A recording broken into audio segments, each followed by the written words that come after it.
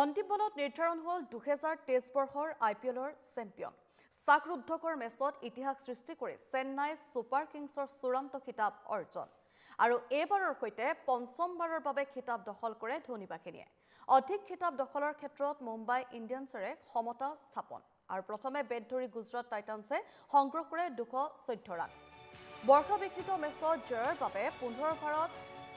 Chennai super কিংছৰ প্ৰয়োজন আছিল 171 ৰানৰ আৰু অন্তিম দুটা বলত চেন্নাই ছুপাৰ কিংছৰ জয়ৰ বাবে প্ৰয়োজন হৈছিল 10 ৰানৰ দুটা বলত ৰবীন্দ্ৰ জাদেজাৰ 6 আৰু 4ৰে চেম্পিয়ন ধোনী বাহিনী আৰু 28 মে'তে যেটো অনুষ্ঠিত হোৱাৰ কথা আছিল ফাইনেল মেচ কিন্তু বৰষুণে বিধি পঠালি দিছিল আৰু যাৰ বাবে